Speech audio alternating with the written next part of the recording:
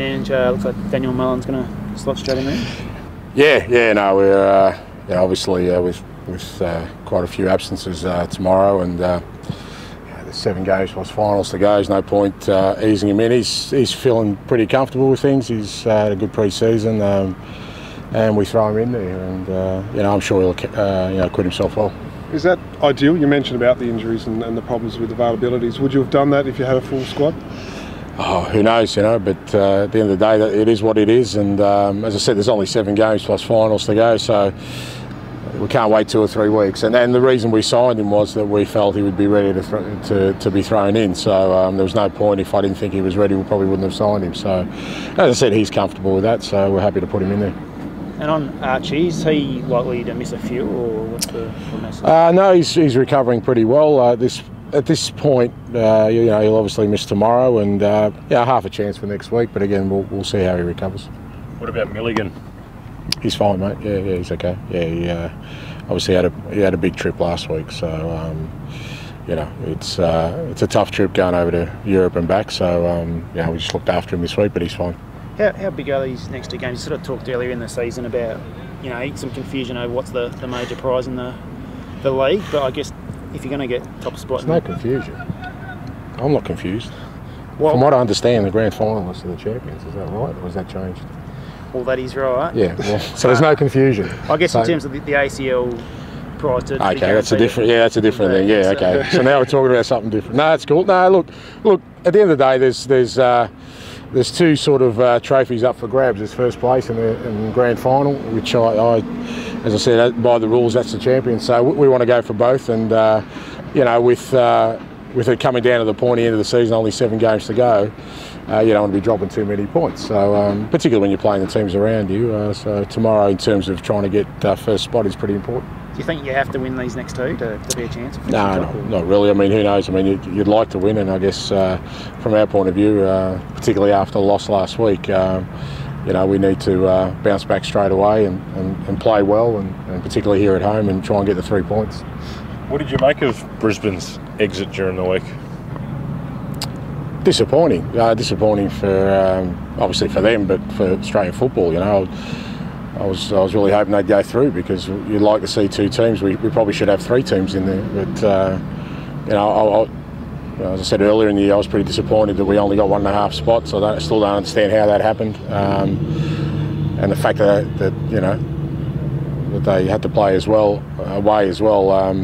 Like I said, it's disappointing for our competition. I think we're good enough to have probably 2.5 spots. I think we deserve that, but if we don't get results while we're in the competition, then it makes it harder to put that case forward. So I was disappointed. I was disappointed for the players as well, because the majority of them have put in a massive effort over the last 2 years, and the Champions League was a bit of a carrot. So for them to drop out, it's disappointing. Western Sydney, why do you think they've gone so well? Being so young. Young as in the club. Yeah. Look, they're obviously well coached and well organised, and their players seem to have bought into the whole philosophy of the football club, and they're running on that momentum now, which it's a pretty powerful thing. They're obviously playing with a lot of confidence, and probably playing a little bit fearlessly, because they've certainly exceeded everyone's expectations, and from their point of view, and they've got some good players, there's no doubt about it. I mean, they've been put together, but particularly their foreigners, they've done really well. I mean, all of them are on the park. That's a pretty good effort. Not many clubs have been able to do that. So they've had a fantastic first season in the A-League, and they're certainly making their presence known. Can you give us some thoughts, I guess, on what you have to do to stop them?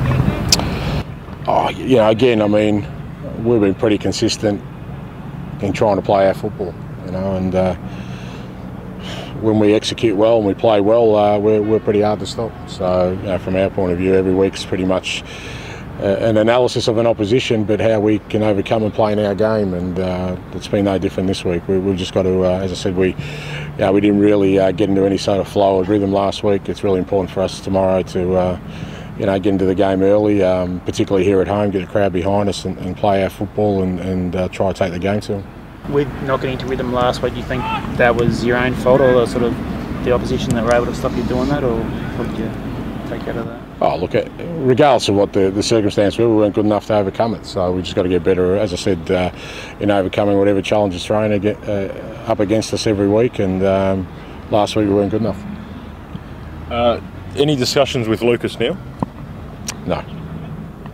What kind of value do you see him adding to a team in the A-League at the moment? We know what obviously his leadership and his presence and that sort of thing. As a player, do you think he's still got a hell of a lot to offer? Or? I'd like to think so. He's the captain of our national team, so he can definitely make an impact and make an impact straight away. I mean, I guess it depends on what his motivations are as well. I mean, I'm assuming it's only till the end of the year. If one of those teams making a charge for the finals, he'd be a handy acquisition. You could throw him straight in. So look, it'd be great for the A-League, give it a massive boost, towards the pointy end of the season. And I reckon the reason all these teams are, picking up players like Lucas is because the grand final is pretty important. I think.